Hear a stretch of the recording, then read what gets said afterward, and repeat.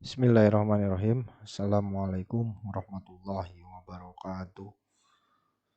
Bapak Ibu sekalian, kita lanjutkan pertemuan daring di mata kuliah Ekonomi Sumber Daya Manusia. Pada pertemuan kali ini, saya akan menyampaikan konsep ekonomi sumber daya manusia, tapi sebelum itu saya akan menyampaikan definisi mengenai konsep ekonomi. Kemudian dilanjutkan dengan konsep ESDM. Kemudian saya akan coba jelaskan mengenai dua pendekatan utama, yaitu ada pendekatan positivistik dan pendekatan normatif dalam mempelajari ilmu ekonomi. Dan terakhir saya akan coba jelaskan model saintifik dalam ilmu ekonomi. Baik, sebelum masuk ke pembahasan mengenai ekonomi sumber daya manusia, saya coba review sebentar apa sebenarnya yang dimaksud dengan ilmu ekonomi atau ekonomika. Ilmu ekonomi pada dasarnya mempelajari bagaimana orang atau pelaku ekonomi itu menggunakan sumber daya yang terbatas untuk memuaskan, untuk memenuhi keinginan yang tidak terbatas. Jadi pada dasarnya ilmu ekonomi itu mempelajari bagaimana perilaku pelaku ekonomi untuk menggunakan sumber dayanya yang terbatas dalam rangka memenuhi keinginan yang tidak terbatas.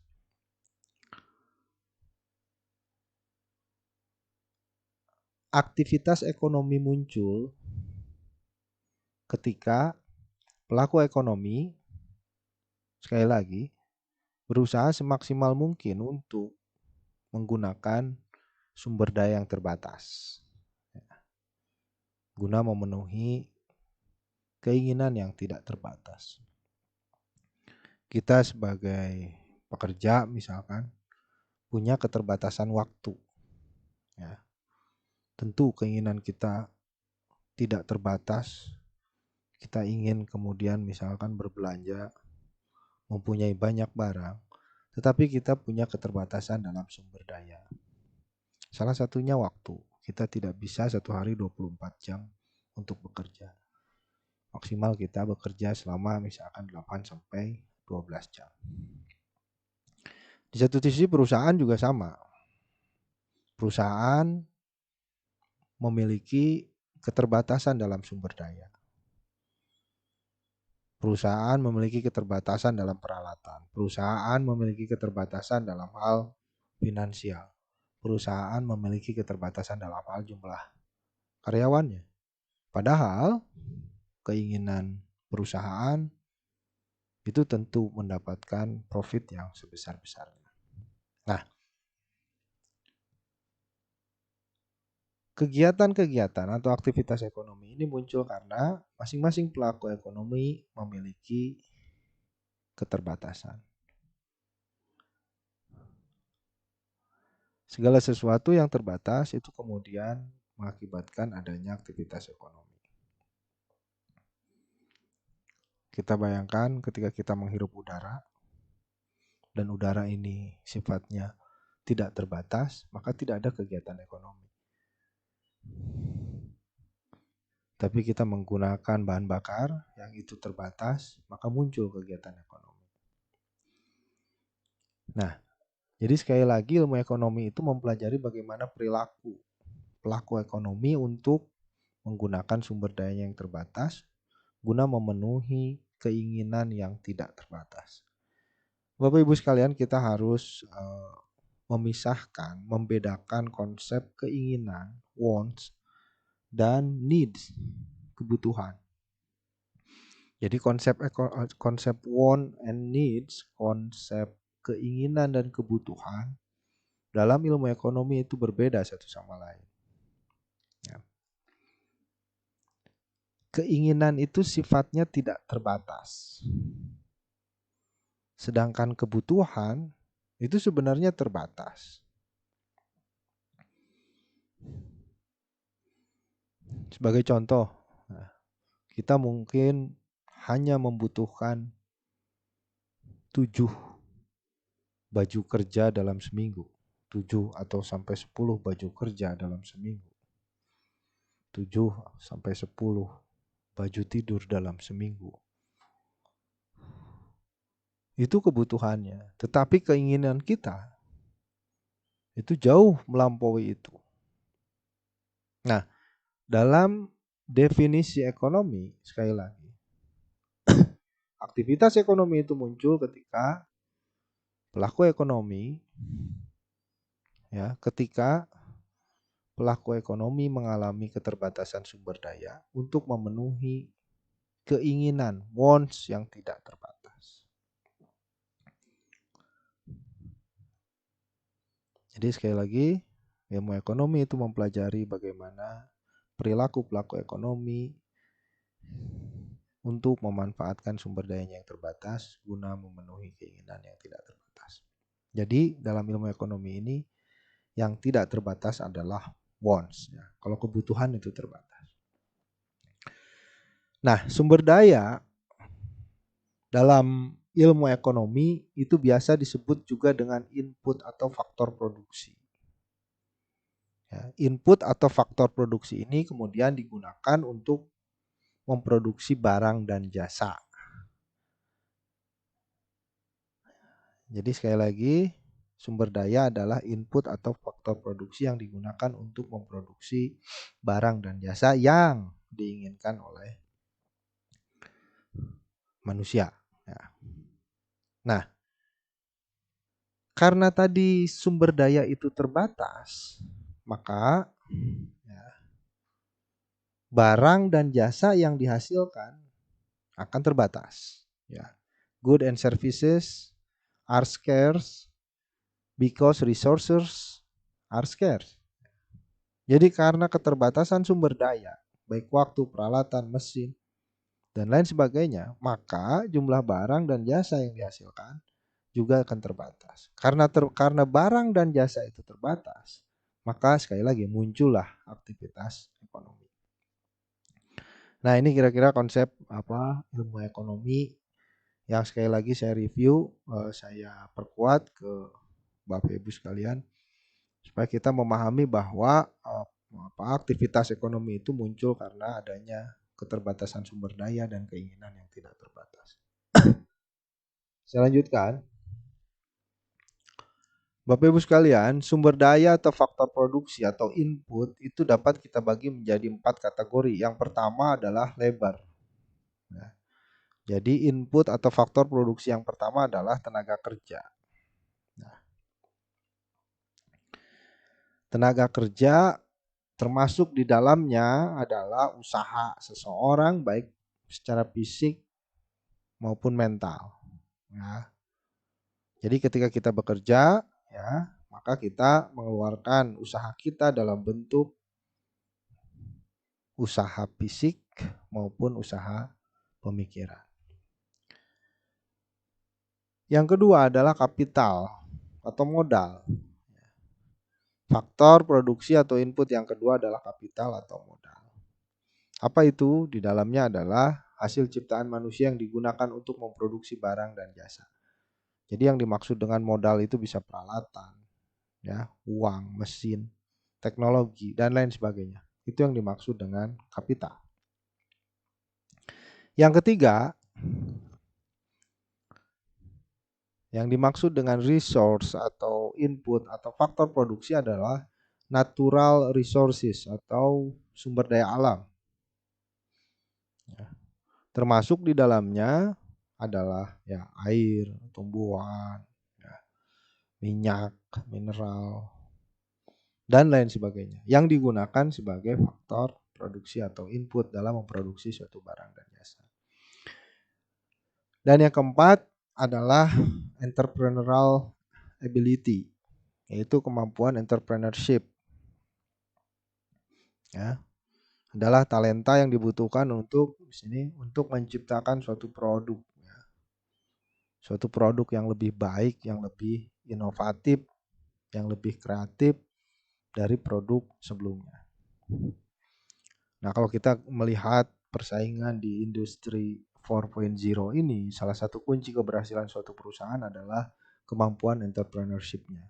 Kemampuan untuk menghasilkan suatu produk atau jasa yang original. Yang original itu yang benar-benar baru, yang berbeda dengan produk-produk sebelumnya. Sehingga kata kunci perusahaan bersaing di industri 4.0 ini adalah kuncinya adalah kreativitas. Nah, itu muncul dari entrepreneurial ability. Jadi dalam ilmu ekonomi kita mengenal ada 4 jenis sumber daya atau input atau faktor produksi yang dapat digunakan untuk memproduksi barang dan jasa.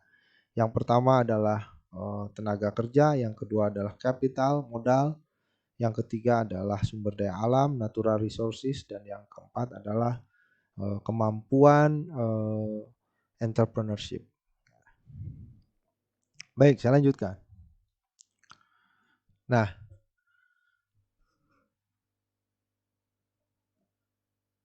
di slide ini saya ingin menjelaskan bahwa terdapat 4 partisipan, 4 pelaku ekonomi. Ya. Yang pertama ada yang dinamakan dengan rumah tangga, ya. Pelaku ekonomi rumah tangga. Nah, yang kedua perusahaan, yang ketiga government, pemerintah, dan tentu yang keempat ketika barriers, batasan, ya, boundary antar negara di era global sekarang ini menjadi lebih blur, tidak ada batasan, menjadi samar batasannya, maka pelaku ekonomi yang keempat adalah ya masyarakat dunia. Ya. Jadi setidaknya kalau dulu kita mengenal ada 3 pelaku ekonomi, yang pertama adalah rumah tangga, yang kedua perusahaan, dan yang ketiga pemerintah, maka di era globalisasi yang perlu juga dipertimbangkan dalam analisis ekonomi adalah bagaimana peran dunia secara global itu kemudian berpengaruh terhadap kegiatan-kegiatan ekonomi. Nah, interaksi antara pelaku-pelaku ekonomi ini kemudian menentukan bagaimana sumber daya atau input atau faktor produksi tadi teralokasi pada masing-masing pelaku ekonomi. Nah, tentu interaksi antara pelaku ekonomi tadi misalkan rumah tangga dan perusahaan itu saling bertemu dalam suatu pasar. Jadi pasar itu kemudian kita definisikan sebagai suatu tempat di mana penjual dan pembeli itu melakukan pertukaran. Ya. Jadi pasar adalah tempat bertemunya antara penjual dan pembeli untuk melakukan pertukaran. Nah, dalam pertukaran, dalam ilmu ekonomi kita mengenal ada yang dinamakan dengan demand dan supply. Ada yang dinamakan dengan permintaan dan penawaran.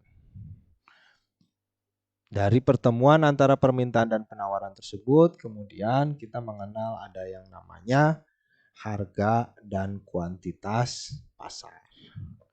Jadi sekali lagi pada dasarnya pasar adalah tempat bertemunya penjual dan pembeli atau tempat bertemunya antara permintaan dan penawaran, ya.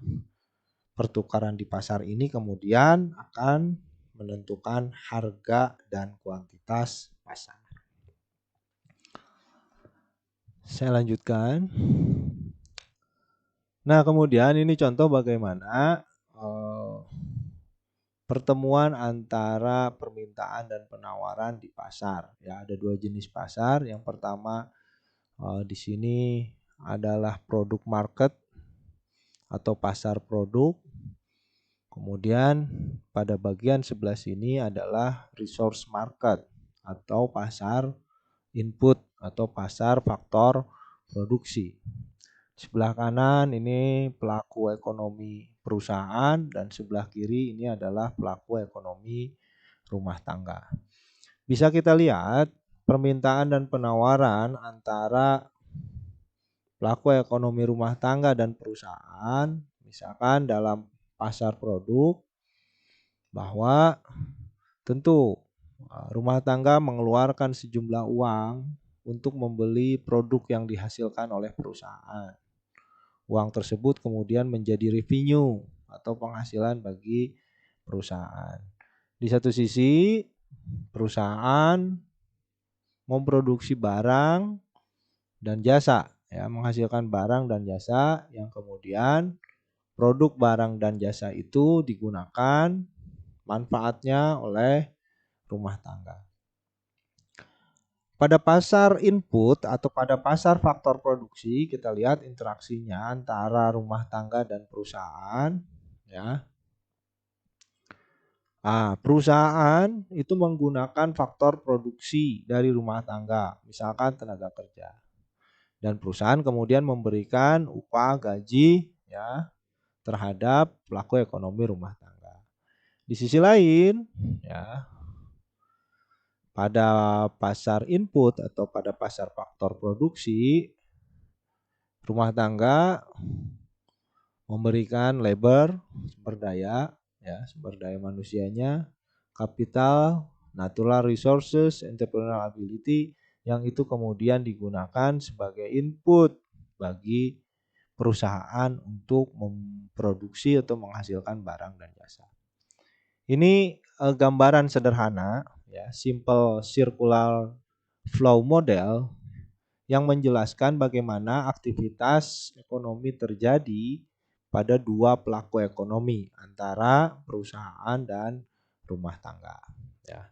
Sehingga dalam pasar, baik itu pasar produk maupun pasar input faktor produksi, akan kemudian menentukan bagaimana titik keseimbangan harga dan kuantitas produk. Nah, tentu mekanisme pasar ini kalau kita belajar ilmu ekonomi, ya, tidak terjadi hanya seutuhnya di pasar, ya. Tentu kalau kita bicara harga pasar itu kemudian bisa diinterpretasikan berbeda, ya, baik oleh rumah tangga maupun oleh perusahaan. Artinya dalam suatu transaksi ekonomi itu seringkali tidak menghasilkan yang namanya win-win solution, ya. Tidak selalu menghasilkan solusi yang sama-sama menguntungkan bagi pelaku ekonomi. Nah, apa yang terjadi jika dalam suatu pertukaran atau dalam suatu pasar win-win solution itu tidak terjadi? Maka disitulah peran government, ya, disitulah peran pemerintah untuk mengeluarkan kebijakan terkait dengan harga yang ditentukan di pasar. Artinya mekanisme pasar itu tidak 100% kemudian menentukan harga keseimbangan dan kuantitas keseimbangan. Nah, kalau kita bicara pada tataran kebijakan, tentu nanti saya jelaskan kemudian, kita tidak bicara lagi pada yang namanya teori ekonomi, tapi kita masuk pada diskusi yang namanya normatif ekonomi. Nanti saya jelaskan. Ini sebagai pengantar saja. Ya, ini contoh bagaimana aktivitas ekonomi antara perusahaan dan rumah tangga terjadi, yang kemudian dalam pasar, baik itu pasar produk maupun pasar input atau faktor produksi, itu menentukan kuantitas keseimbangan dan harga keseimbangan. Namun demikian seringkali, ya, pertukaran di pasar itu tidak menghasilkan sesuatu yang saling menguntungkan bagi pelaku ekonomi. Ketika itu terjadi, maka diperlukanlah peran yang namanya government atau pemerintah untuk melakukan yang namanya intervensi pasar. Jadi kalau kita mengenal ada yang dinamakan dengan operasi pasar, misalkan ketika menjelang hari raya, ya yang dilakukan oleh pemerintah itu adalah usaha pemerintah agar ya, harga dan kuantitas keseimbangan yang terjadi di pasar ketika demand meningkat, ya harganya naik, harganya tidak terlalu tinggi, ya dengan melakukan intervensi pasar. Karena tentu kalau kita bicara peran pemerintah, tentu itu berbicara mengenai kemaslahatan ya bagi perusahaan maupun bagi rumah tangga. Begitu kira-kira contohnya aktivitas ekonomi di dua pelaku ekonomi antara rumah tangga dan perusahaan.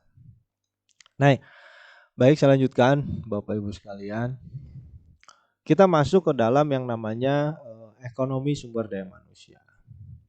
Ya. Lalu apa yang dimaksud dengan ekonomi sumber daya manusia? Ekonomi sumber daya manusia adalah ilmu yang mempelajari bagaimana pasar tenaga kerja itu berjalan. Ya. Ilmu yang mempelajari bagaimana mekanisme pasar spesifik pada pasar tenaga kerja. Ya. Yang utamanya itu berfokus pada perilaku karyawan, perilaku perusahaan, dan perilaku karyawan dalam merespon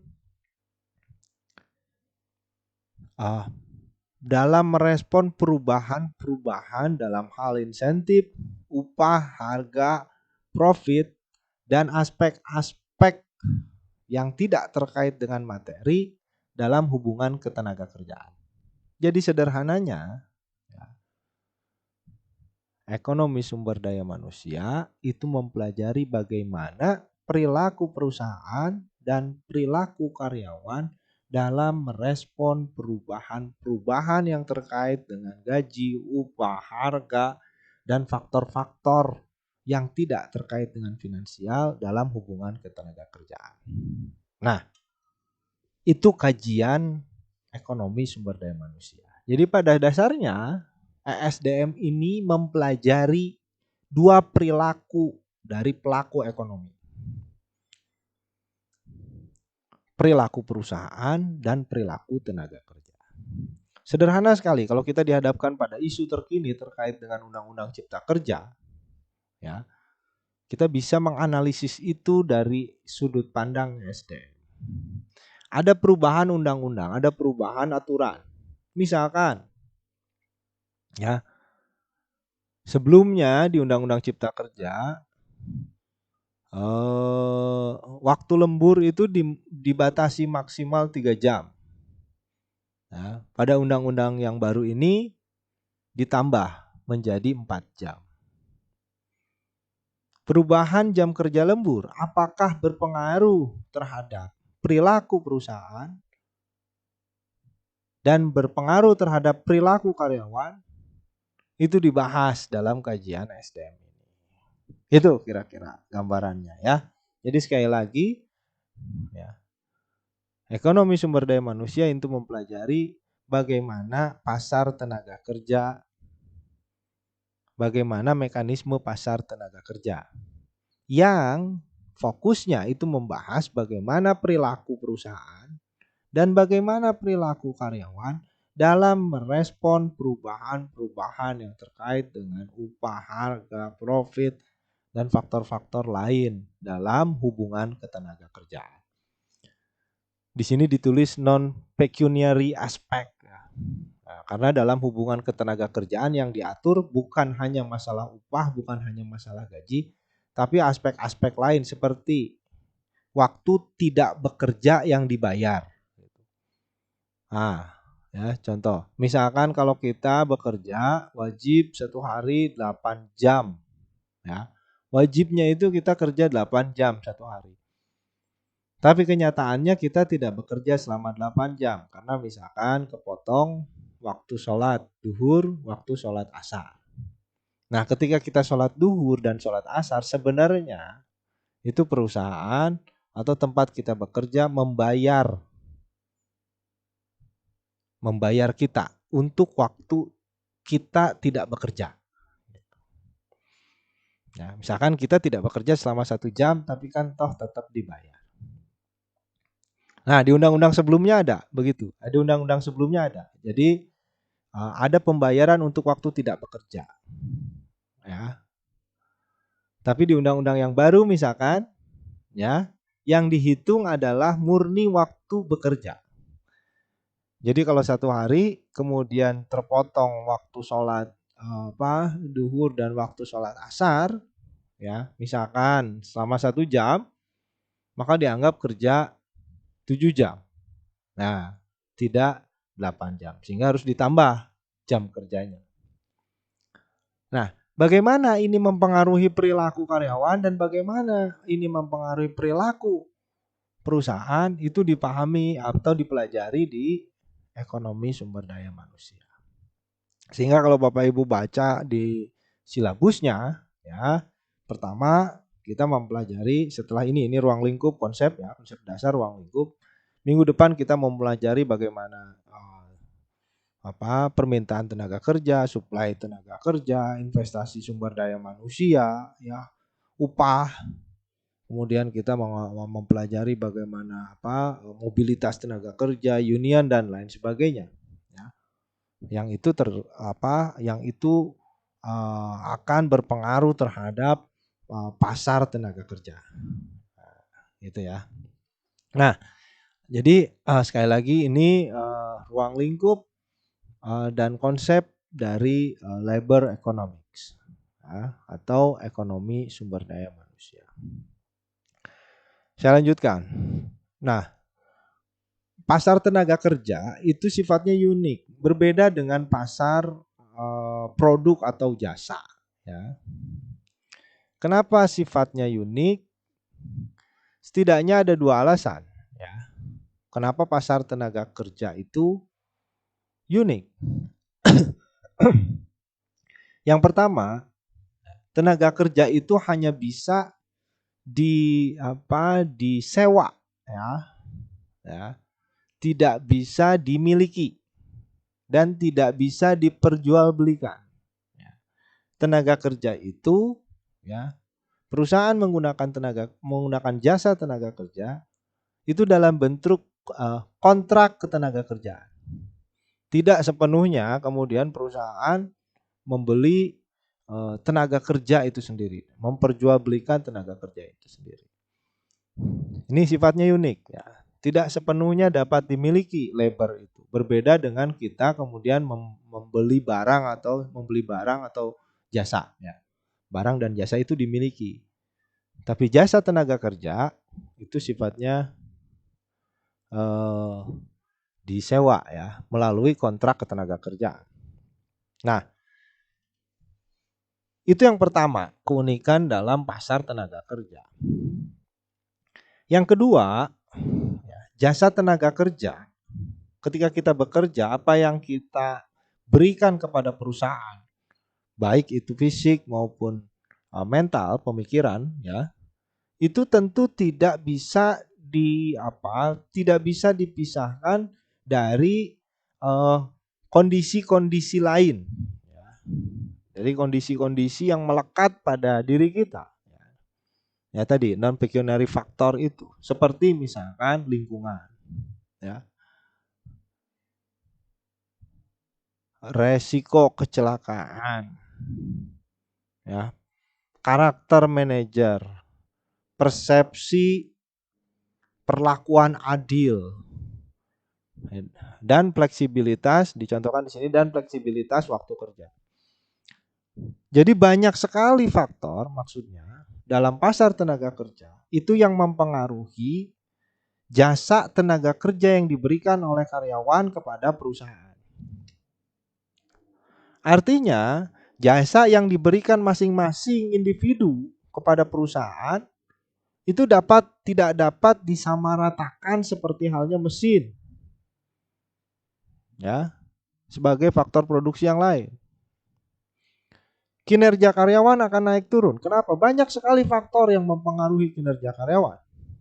Tadi saya sampaikan faktor lingkungan berpengaruh, faktor risiko kecelakaan berpengaruh, faktor personality, watak, karakter dari manajer atau pimpinan itu berpengaruh terhadap kinerja karyawan. Faktor lain adalah persepsi dari keadilan. Persepsi keadilan. Jadi kalau seseorang merasa dirinya diperlakukan tidak adil, tentu itu akan berpengaruh terhadap kinerjanya. Nah, kemudian faktor lain seperti fleksibilitas waktu kerja. Saya senang kerja sebagai dosen karena saya punya waktu yang fleksibel untuk bekerja. Tapi mungkin di pekerjaan lain, ya, waktunya tidak sefleksibel di pekerjaan. Kasar bahasa sederhananya Bapak Ibu, enak jadi dosen tuh, waktunya fleksibel walaupun gajinya kecil, kira-kira begitu gitu ya. Nah, yang dalam kondisi-kondisi tersebut ya, faktor-faktor tersebut sama pentingnya dengan harga. Nah, sama pentingnya dengan upah.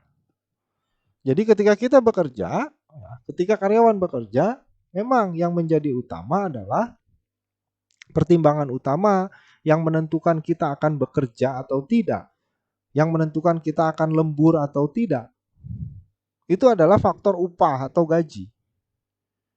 Itu yang penting. Tapi di luar faktor-faktor penting lain yang akan mempengaruhi tadi keputusan karyawan untuk bekerja itu banyak.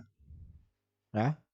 Saya lagi seperti lingkungan, ya, personality, manajer, persepsi keadilan. Ya, persepsi keadilan. Ya, ini banyak dibahas. Dan fleksibilitas waktu kerja misalkan. Itu juga menentukan bagaimana karyawan itu memutuskan untuk bekerja atau tidak bekerja di suatu perusahaan. Baik, saya lanjutkan penjelasan saya di slide 8. Pada bagian kali ini saya akan menjelaskan mengenai analisis dalam ekonomi sumber daya manusia. Ya.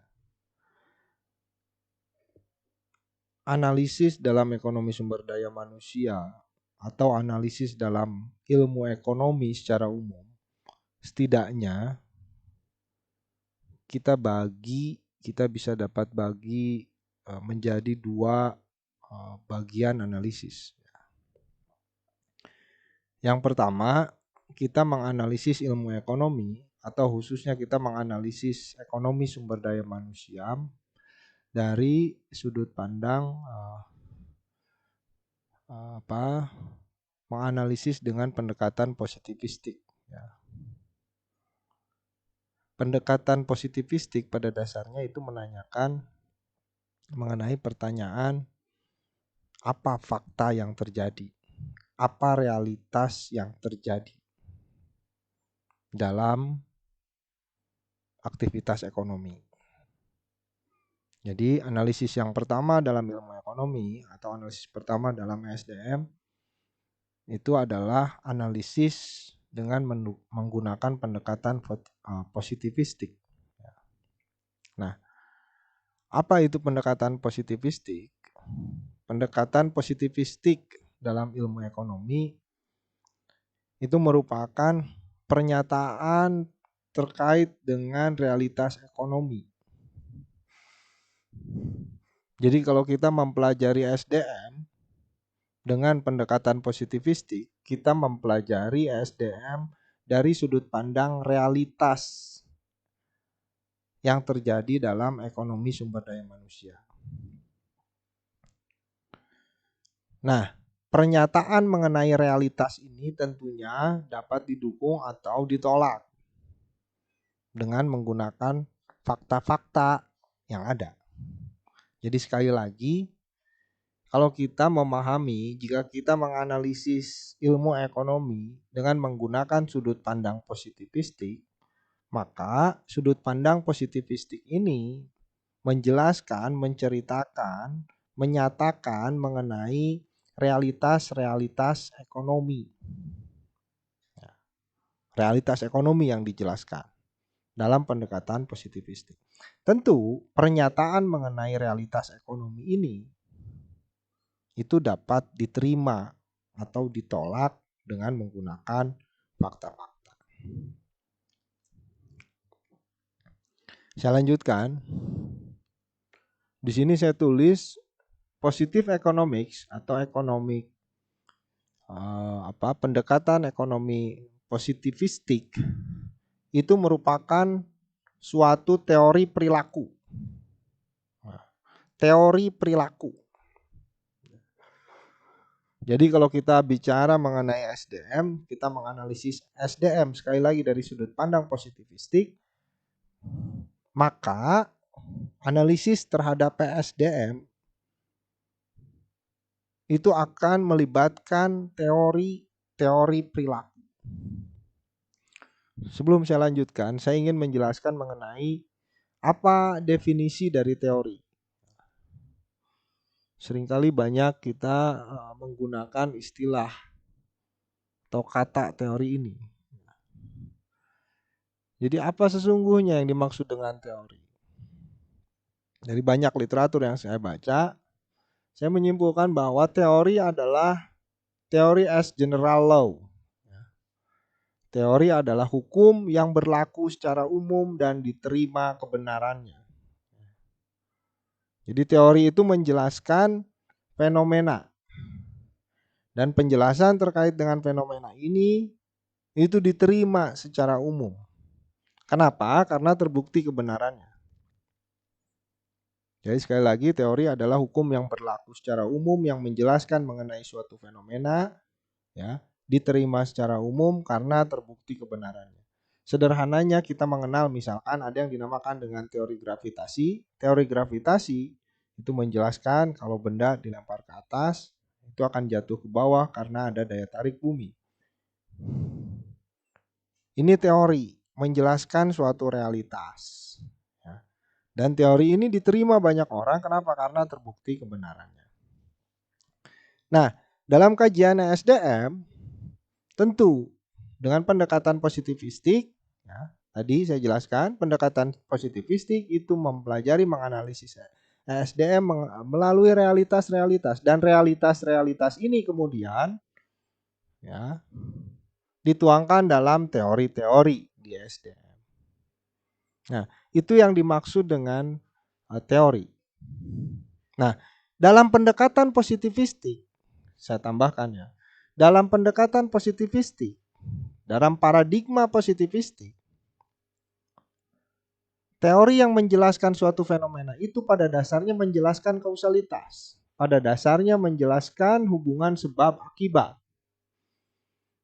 Jadi paradigma positivistik itu percaya bahwa suatu fenomena baik alam maupun fenomena sosial yang terjadi itu dapat dijelaskan mengenai hukum dengan menggunakan hukum sebab akibat. Ada sebab, ada akibat. Kalau tadi saya contohkan ada teori gravitasi, maka sebabnya adalah ya, ada daya tarik bumi, benda dilempar ke atas, akibatnya akan jatuh ke bawah karena ada daya tarik bumi. Nah, sama ketika kita belajar ilmu ekonomi, kita mempelajari ilmu ekonomi, maka banyak sekali teori-teori yang menjelaskan realitas atau fakta itu. Ya. Oleh sebab itu, ya, di sini secara spesifik ESDM itu mempelajari teori perilaku. Nah, teori perilaku. Perilaku siapa? Tentunya perilaku perusahaan dan perilaku karyawan. Jadi yang dipelajari dalam ESDM selama 1 semester ini kita mempelajari perilaku perusahaan dan perilaku karyawan. Nah, teori di ESDM ini ya, yang berisi mengenai penjelasan perilaku karyawan dan perilaku tenaga kerja itu ya, mengasumsikan bahwa baik perusahaan maupun tenaga kerja itu akan selalu mengutamakan benefit. Ya. Akan selalu menginginkan profit, akan selalu menginginkan keuntungan dan menghindari cost. menghindari biaya. Jadi diasumsikan, assume. Ya. Assume itu maksudnya, ya, ketika kita mempelajari perilaku perusahaan dan perilaku karyawan, maka diasumsikan perilaku perusahaan dan karyawan ini umumnya akan selalu mengutamakan keuntungan dan menghindari kerugian atau cost.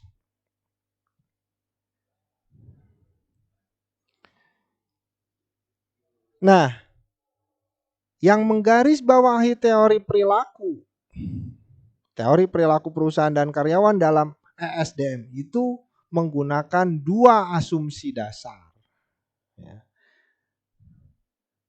Yang pertama adalah asumsi scarcity atau kelangkaan. Yang kedua adalah asumsi rationality atau rasionalitas. Nanti saya jelaskan di slide selanjutnya, ya, mengapa muncul asumsi kelangkaan dan asumsi rasionalitas. Jadi sekali lagi Bapak Ibu, ya, kalau kita memahami SDM dengan menganalisis itu dengan pendekatan paradigma positivistik, maka ya, kajian kita adalah teori-teori, ya, di mana teori itu menjelaskan perilaku perusahaan dan karyawan yang diasumsikan bahwa perusahaan dan karyawan itu selalu mengutamakan keuntungan dan menghindari kerugian. Dua dasar asumsi tersebut adalah scarcity dan rationality. Nah, Bapak Ibu sekalian, ingin saya mengingatkan bahwa teori itu dalam ilmu sosial untuk menjelaskan suatu fenomena. Namun seringkali dalam ilmu sosial suatu teori tidak bisa kemudian menjelaskan suatu fenomena secara utuh. Karena sifat dari ilmu sosial itu sangat kompleks. Nah, supaya teori ini berjalan, supaya hukum itu berjalan, pernyataan itu berjalan atau dapat menjelaskan suatu fenomena, maka selalu dalam ilmu sosial ada yang dinamakan dengan asumsi-asumsi. Diasumsikan. Contoh sederhananya, kita mengenal ada teori permintaan dan penawaran. Jika permintaan naik, ya, maka harga turun. Tapi jangan lupa, ada asumsi dalam teori permintaan itu. Asumsinya yang biasa kita dengar tapi sering kita lupakan adalah ceteris paribus misalkan. Jadi kalau permintaan naik, ya, jika permintaan naik maka harga akan naik. Ya. Jika permintaannya naik banyak demand-nya, ya, harga akan naik. Tapi ceteris paribus, hal-hal lain bersifat konstan. Itu makna dari ceteris paribus. Preferensinya tetap, ya, jumlah penjual tetap dan lain sebagainya. Ada ceteris paribus. Nah, kenapa dibutuhkan asumsi ini? Asumsi dibutuhkan agar, ya, teori dapat menjelaskan suatu fenomena. Seringkali teori tidak mampu menjelaskan suatu fenomena, ya, karena sifatnya kompleks fenomena itu. Oleh sebab itu diperlukan asumsi. Diasumsikan bahwa harga barang-barang lain tetap sama. Nah, ceteris paribus itu. Harga barang substitusinya tetap sama. Preferensi konsumen tetap sama. Coba bayangkan, jika kita tidak menggunakan asumsi dalam teori permintaan. Jika permintaannya banyak, maka harga akan naik.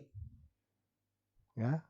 Supaya teori ini dapat menjelaskan suatu fenomena, maka diasumsikan barang substitusinya, barang penggantinya itu harganya sama. Gitu ya. Nah, ini pentingnya asumsi dalam suatu teori. Nah, sekali lagi ada dua asumsi mendasar dalam teori SDM. Yang pertama adalah scarcity, kelangkaan, dan yang kedua adalah rationality. Saya lanjutkan.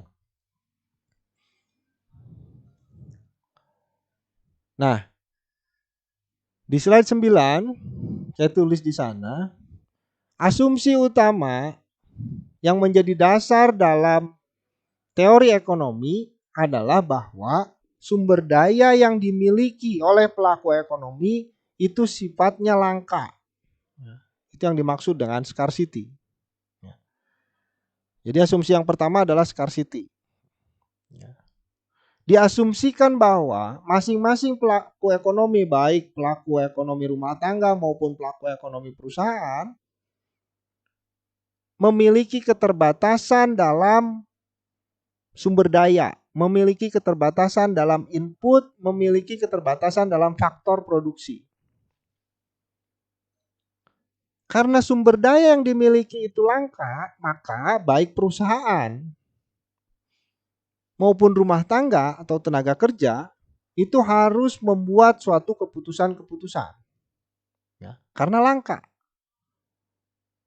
Tadi di awal saya contohkan, kalau waktu kita bekerja dalam satu hari itu maksimal hanya 12 jam, ya, sedangkan keinginan kita terbatas, ingin menghasilkan ingin mendapatkan penghasilan yang banyak, tapi waktu yang tersedia hanya 12 jam, maka waktu yang terbatas ini, untuk memaksimalkan waktu yang terbatas ini, kita harus membuat yang namanya keputusan-keputusan. Apakah waktu 24 jam kita habiskan semuanya untuk bekerja? Apakah waktu 24 jam ini kita habiskan untuk istirahat? Apakah waktu 24 jam ini kita habiskan untuk dengan keluarga? Ya.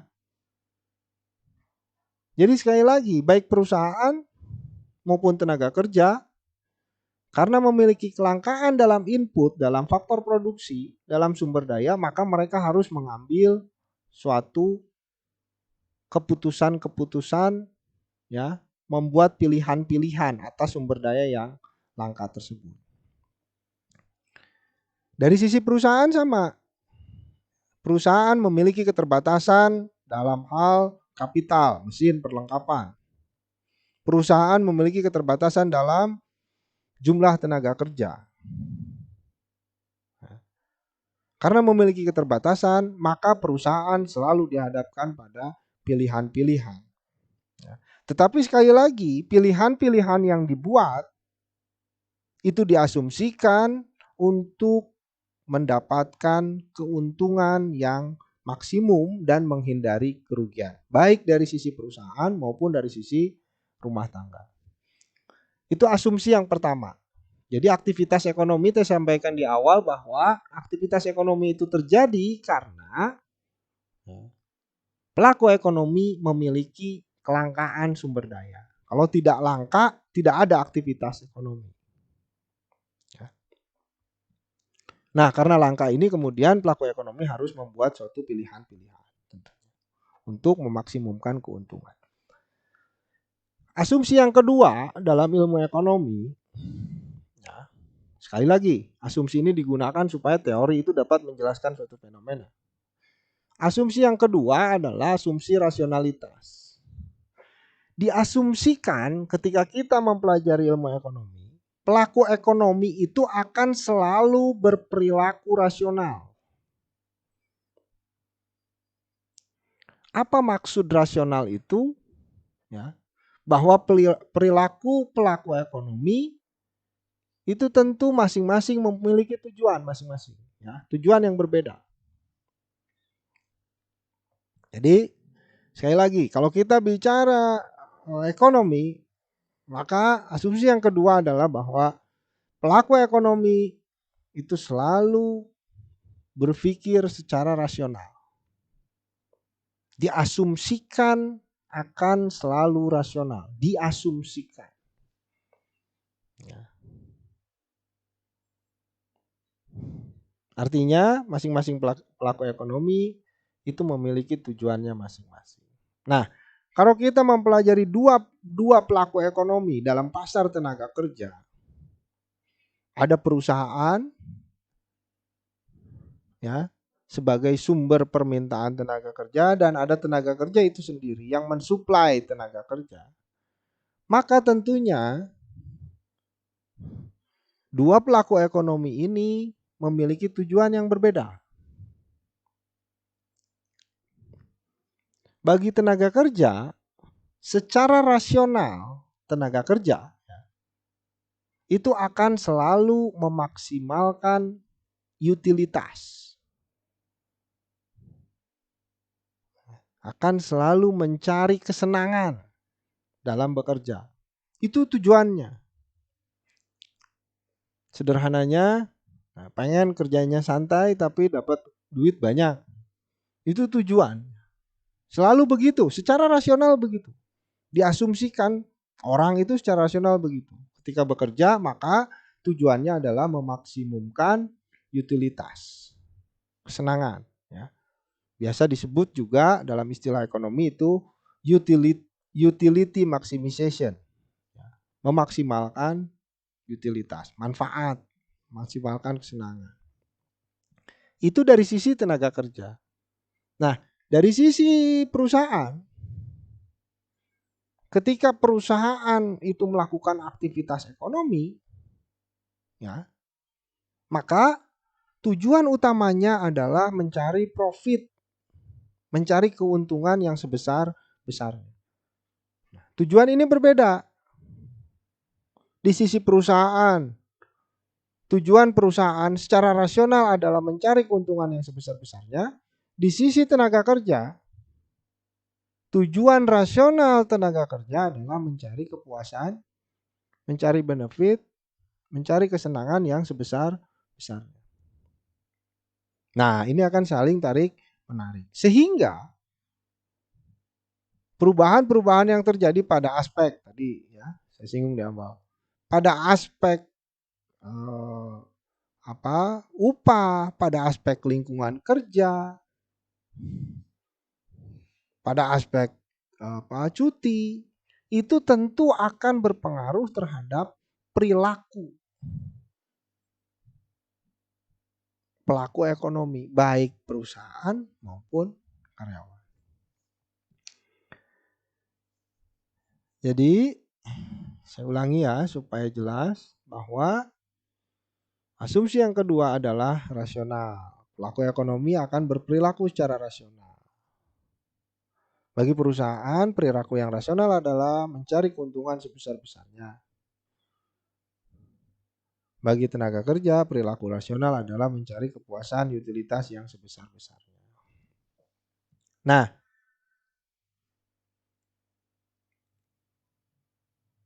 asumsinya adalah dua tadi, scarcity dan rationality. Kenapa sekali lagi diperlukan asumsi? Supaya kita mampu memprediksi ya perilaku pelaku ekonomi dalam merespon perubahan-perubahan. Ya. Dan bagaimana kita dapat menganalisis bagaimana ketika terjadi perubahan insentif, upah, gaji, bagaimana masing-masing pelaku ekonomi baik perusahaan maupun tenaga kerja itu melakukan adaptasi perilaku untuk menyesuaikan dengan perubahan tersebut. Nah, kalau tidak digunakan asumsi sulit untuk menjelaskan fenomenanya. Gitu. Ya.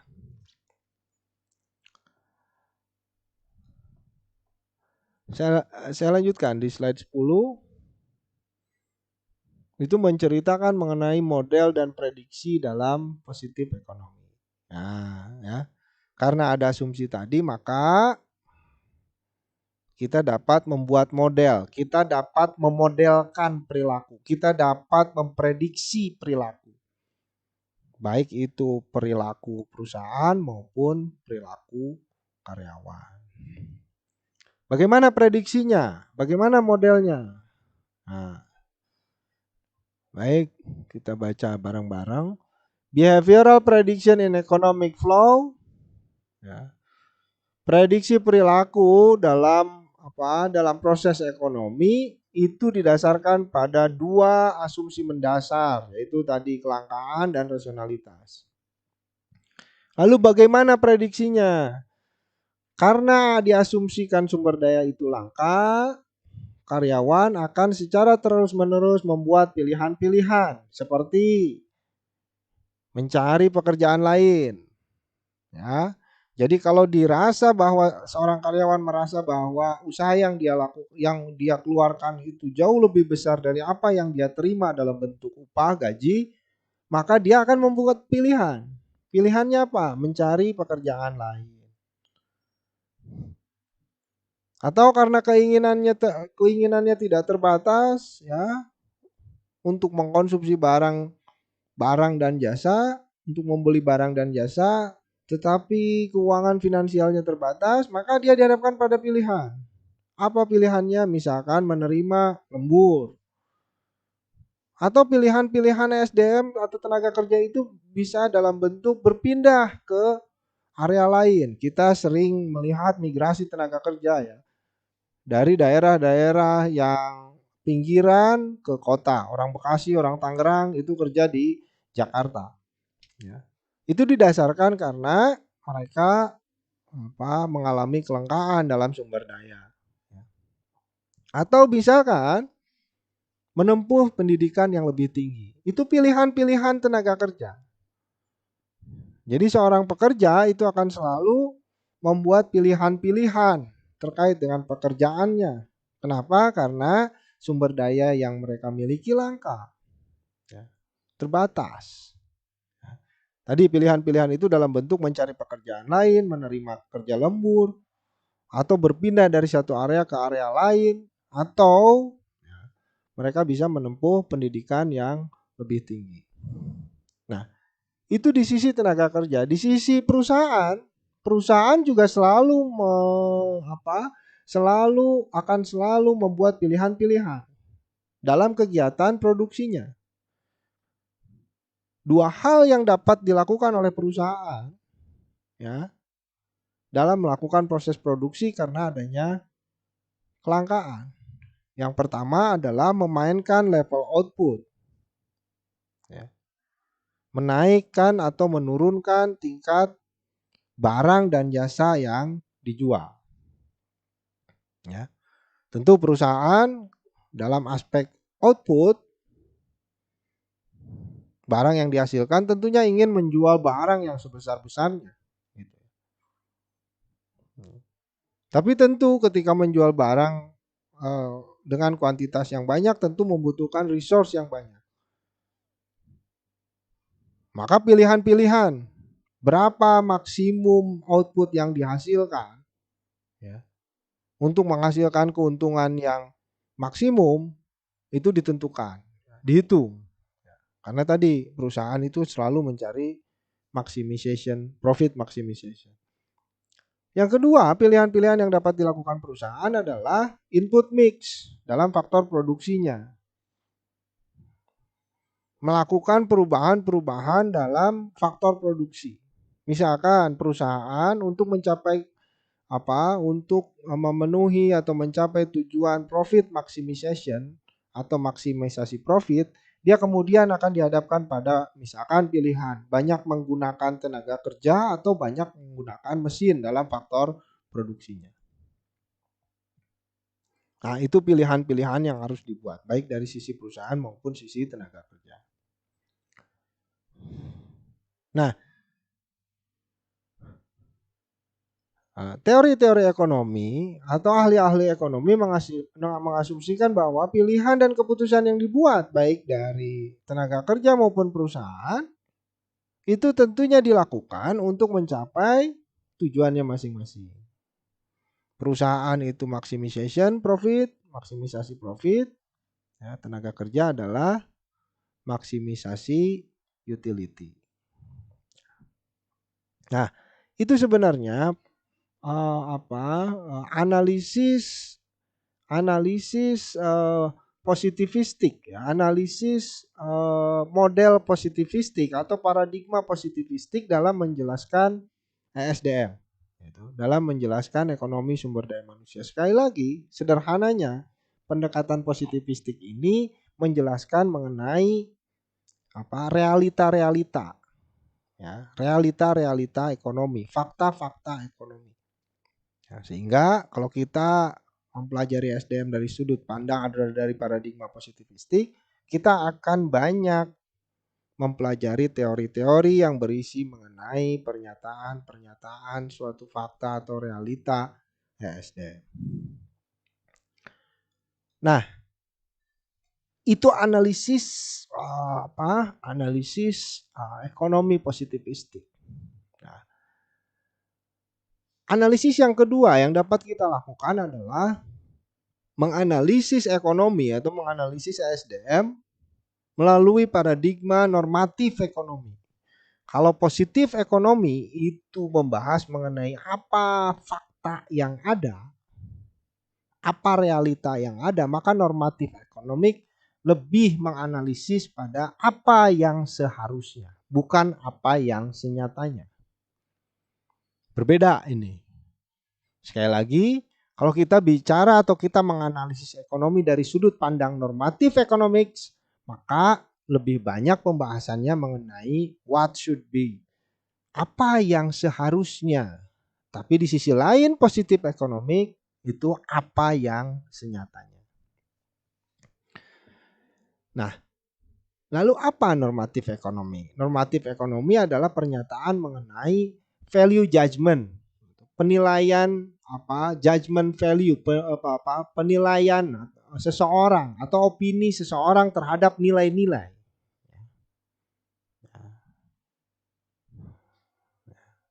Kalau kita bicara normatif ekonomi, maka penjelasan ekonomi itu harus didasarkan pada norm, pada norma-norma.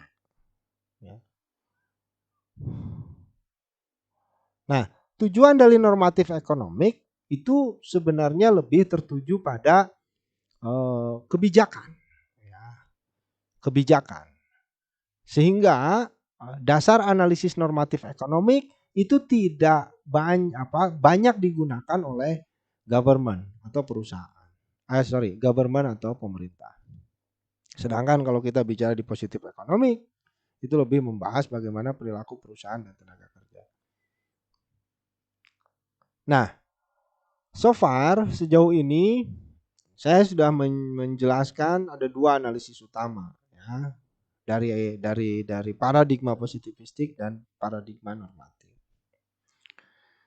Nah, seharusnya perbedaan dua paradigma ini kita pahami bersama sehingga kita kemudian tidak saling mencampurkan kajian-kajian dalam ekonomi syariah dan hukum ekonomi syariah. Ketika kita mempelajari ekonomi syariah, maka otomatis paradigma pendekatan yang kita gunakan itu menggunakan paradigma positivistik. Kita berusaha mempelajari pernyataan-pernyataan, teori-teori yang menjelaskan suatu fakta. Idealnya begitu di ekonomi syariah. Tapi di hukum ekonomi syariah, pendekatan yang dilakukan itu melalui pendekatan normatif dengan norma-norma agama, dengan norma-norma syariah Islam. Nah, ini berbeda. Ya. Ini berbeda. Sehingga kajian di HES, hukum ekonomi syariah, dan kajian di ekonomi syariah harusnya mendasari dua paradigma ini. Dalam pandangan saya, ketika kita mempelajari hukum ekonomi syariah, maka analisisnya lebih banyak pada normatif economics. What should be? Seharusnya seperti apa? Tetapi dalam kajian ekonomi syariah, maka kajian kita, pembahasan kita, diskusi kita itu harus lebih banyak tertuju pada teori-teori ekonomi. Nah, yang menjadi masalah adalah norma-norma ekonomi ini kemudian belum bisa kita jelaskan, belum bisa kita turunkan dalam bentuk penjelasan fenomena, dalam bentuk teori. Itu tugas kita bersama sebenarnya. Ya. Jadi norma-norma ekonomi itu belum mampu kita jabarkan dalam bentuk teori-teori ekonomi syariah. Begitu. Sehingga di ES, di ekonomi syariah, karena kita memiliki keterbatasan itu, maka teori-teori yang kita pelajari masih banyak mempelajari teori-teori ekonomi konvensional. Nah, sampailah pada pertanyaan minggu lalu. Ya. Apa sesungguhnya yang membedakan? Apakah teori-teorinya semua berbeda antara ekonomi konvensional dan ekonomi syariah? Dalam pandangan saya, ya, saya berpatokan pada kaidah maslahah mursalah, bahwa jika dalam aspek segi muamalah, kegiatan-kegiatan, aktivitas-aktivitas itu tidak secara detail dijelaskan dalam nas, selama itu bermanfaat, selama itu maslahah bagi umat, maka itu dibenarkan. Jadi maksud saya, teman-teman semua tidak juga selalu kemudian menganggap teori-teori konvensional itu semuanya bertentangan dengan syariah Islam. Tidak. Idealnya memang norma-norma agama itu, norma-norma syariah, ya, norma-norma yang terkait dengan ekonomi syariah, aturan-aturan, hukum-hukum, itu kemudian diturunkan dalam bentuk teori-teori dan dipelajari di ekonomi syariah. Tapi kajian mengenai normatif ekonomi, sekali lagi, itu idealnya lebih banyak dipelajari dalam hukum ekonomi syariah. Di ES kita lebih banyak mempelajari mengenai fakta-fakta, realita-realita, teori-teori yang menjelaskan fakta atau realita ekonomi. Nah, Bapak Ibu, jadi selama 1 semester ke depan, ya, jangan dicampur adukan antara pendekatan normatif dan pendekatan positivistik. Ya, sekali lagi, kajian di ES itu lebih banyak berbicara mengenai positif ekonomi, lebih banyak mempelajari teori-teori ekonomi. Spesifik pada mata kuliah ini, maka selama 1 semester ke depan kita akan mendiskusikan, kita akan mempelajari teori-teori yang terkait dengan ekonomi sumber daya manusia. Secara umum, teori-teori SDM itu menjelaskan bagaimana perilaku perusahaan dan bagaimana perilaku karyawan dalam merespon perubahan-perubahan yang terkait dengan ketenaga kerjaan. Begitu kira-kira bahasan kita selama 1 semester ke depan. Jadi saya harapkan setelah ini kita semua punya pemahaman yang sama mengenai apa itu SDM, ruang lingkup SDM itu apa. Nah, kemudian bagaimana cara kita menganalisis SDM. Tadi saya jelaskan baik dari sudut pandang normatif maupun dari sudut pandang positivistik, dan posisi kita di mana dalam mempelajari SDM itu. Sekali lagi, posisi kita dalam mempelajari SDM itu dengan menggunakan pendekatan positivistik. Kalau pendekatan normatifnya itu dipelajari di hukum ekonomi syariah. Mudah-mudahan bisa dipahami ya. Nah, saya lanjutkan kemudian. Nah, analisis ilmiah dalam ilmu ekonomika itu secara umum dijelaskan sebagai berikut ya. Jadi dalam paradigma positivistik, ya, ahli ekonomi itu berusaha menganalisis, berusaha mengembangkan teori-teori atau model-model yang tujuannya dapat menjelaskan perilaku ekonomi. Jadi kajiannya di sana. Ya. Jadi para ilmuwan, ya, itu berusaha untuk mengembangkan teori-teori, mengembangkan model-model yang dapat digunakan untuk memprediksi perilaku pelaku ekonomi. Saya lanjutkan. An economic theory, teori ekonomi dan ekonomi model merupakan simplifikasi dari realitas ekonomi. Ya, jadi simplifikasi penjelasan simpel mengenai realitas ekonomi yang digunakan untuk sekali lagi untuk membuat prediksi. Nah, untuk membuat prediksi. Contoh dari teori ekonomi. Jika rata-rata upah meningkat, maka turnover akan turun. Turnover itu perpindahan tenaga kerja dari satu perusahaan ke perusahaan lain. Turnover itu perpindahan tenaga kerja dari satu perusahaan ke perusahaan lain. Ada satu teori yang menyatakan bahwa jika upah meningkat, maka karyawan yang berpindah itu cenderung lebih rendah. Nah, ini teori. Ya, teori. Teori itu hukum penjelasan yang menjelaskan suatu fenomena. Baik, mari kita lihat. Dalam teori, dalam paradigma positivistik, teori itu menjelaskan kausalitas. Teori itu menjelaskan sebab akibat. Sebabnya di mana jika upah meningkat, maka akibatnya apa? Akibatnya karyawan yang berpindah atau keluar dari perusahaan akan menjadi lebih sedikit. Tapi ingat, ada asumsi di sana. Asumsi di sananya apa? Asumsinya aspek-aspek pekerjaannya sama di setiap perusahaan.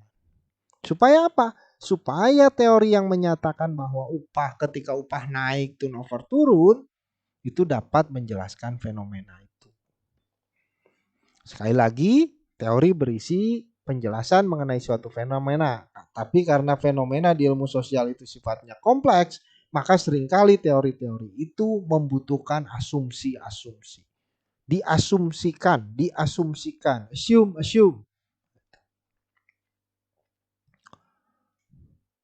Begitu ya. Jadi sekali lagi, kita mempelajari banyak teori di SDM ini. Nah, teori itu memprediksi perilaku perusahaan dan perilaku tenaga kerja.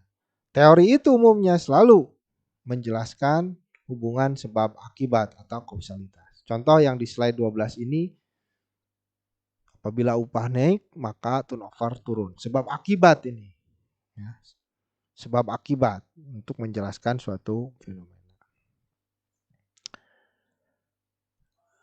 Nah, itu analisis sainsnya ya, analisis saintifik dalam perspektif positivistik. Lalu bagaimana metodenya?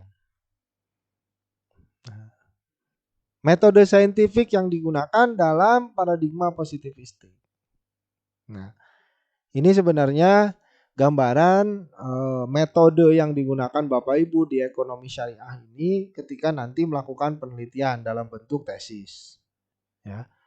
Jadi di ekonomi syariah, scientific metodenya ya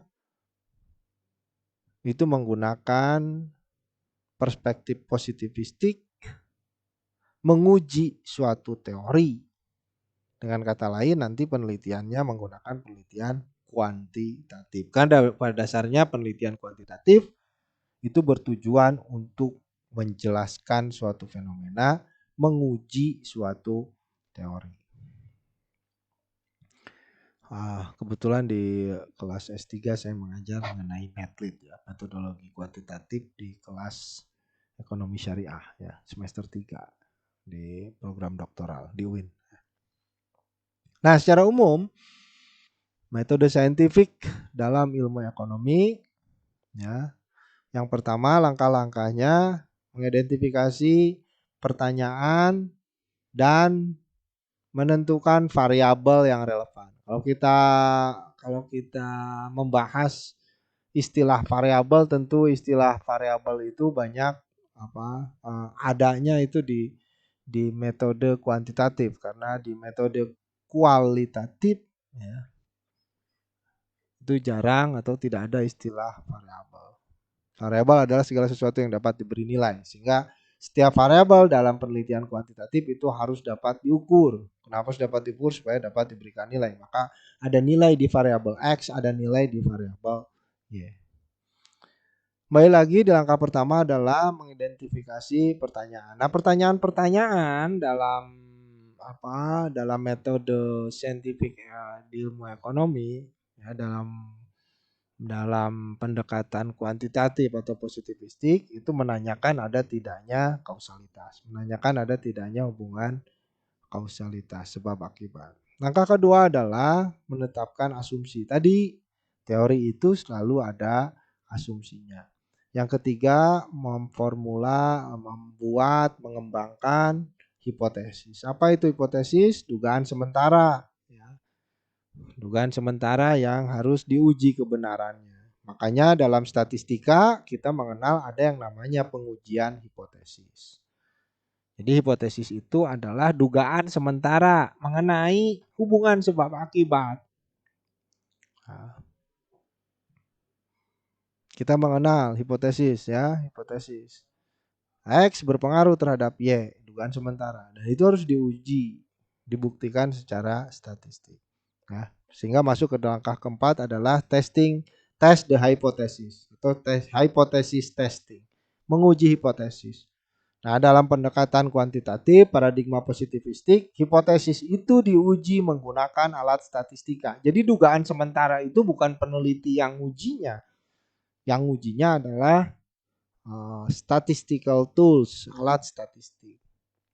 Sehingga banyak ahli menyatakan bahwa pendekatan atau metode kuantitatif, pendekatan positivistik itu lebih bersifat objektif ya, dibandingkan dengan pendekatan kualitatif. Itu kelebihan kuantitatif, tapi tentu punya banyak kekurangan. Misalkan skopnya ya, kalau di kuantitatif itu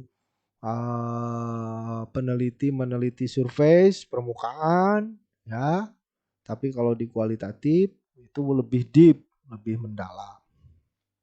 Nah, ini scientific method dalam ilmu ekonomi dasarkan pada paradigma atau analisis positivistik ya, atau pendekatan kuantitatif. Jadi nanti ke depan kira-kira ini gambaran setelah semester 3 ini Bapak Ibu menulis tugas akhir dalam bentuk tesis.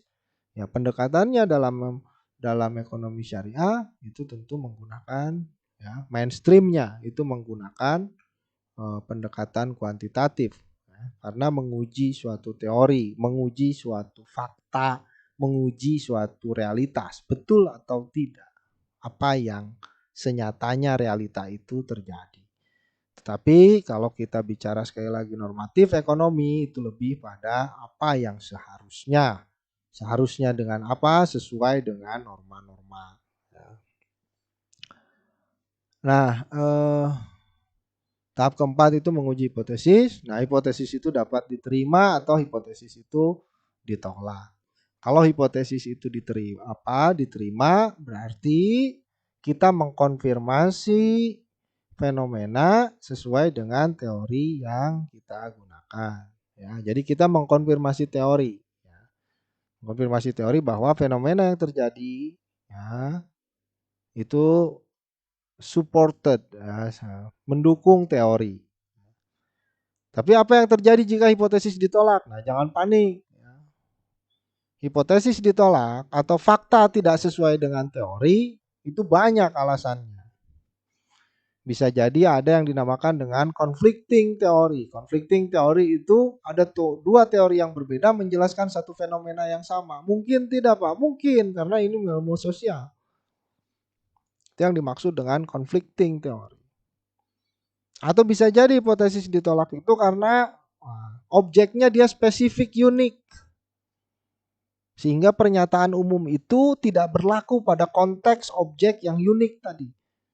Kedua alasannya.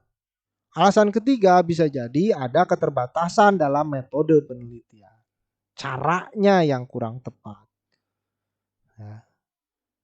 Jadi sekali lagi, kalau Bapak Ibu melakukan penelitian kuantitatif, jangan alergi ketika hipotesisnya ditolak. So what dengan hipotesis ditolak? Alasan hipotesis ditolak itu ada 3 alasannya. Ya, tadi. Bisa jadi ada teori lain yang berlawanan dalam menjelaskan satu fenomena yang sama. Alasan pertama, yang kedua, apa tadi? bisa jadi konteks objeknya spesifik unik. Ya, sehingga penjelasan teori itu tidak mampu menjelaskan realita pada objek yang spesifik unik tadi. Yang ketiga bisa jadi ada keterbatasan dalam metode atau cara penelitian yang dilakukan. Makanya ketika hipotesis itu ditolak, maka langkah yang harus dilakukan adalah memodifikasi pendekatan, memodifikasi teorinya, ya, menjelaskan konteksnya atau memodifikasi metode atau cara yang digunakan dalam melakukan penelitian. Baik, sebagai pemanasan Bapak Ibu, ini sekian materi dari saya, ya.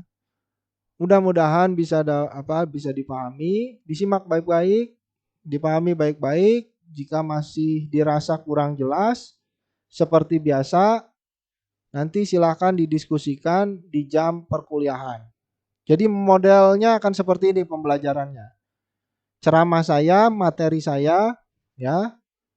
Di pertemuan pertama ini saya yang bertugas pertama kali untuk memberikan materi, itu saya upload.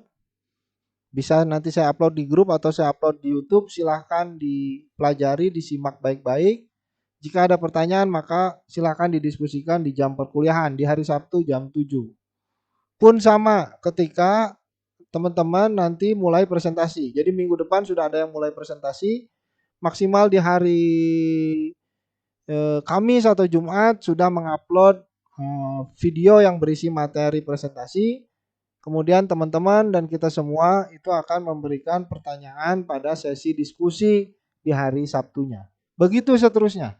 Ini model perkuliahan daring saya. Saya merasa ini lebih ramah kuota ya, karena kalau kita setiap minggu Zoom, ya tentu Bapak Ibu satu hari berapa pertemuan kalau menggunakan Zoom semuanya tentu akan menguras kuota. Saya pikir ini lebih ramah kuota dan saya mempersilahkan Bapak Ibu sambil santai untuk mendengarkan materi saya ini. Bisa didengarkan sambil makan, sambil mandi, sambil tiduran, silakan didengarkan, dipahami. Mohon dicatat apa yang perlu dicatat dan dicatat apa yang perlu ditanyakan dalam nanti sesi diskusi. Terima kasih Bapak Ibu sekalian, sehat selalu ya. Sampai ketemu di hari Sabtu jam 7 melalui WA kita berdiskusi. Sekali lagi terima kasih. Wassalamualaikum warahmatullahi wabarakatuh.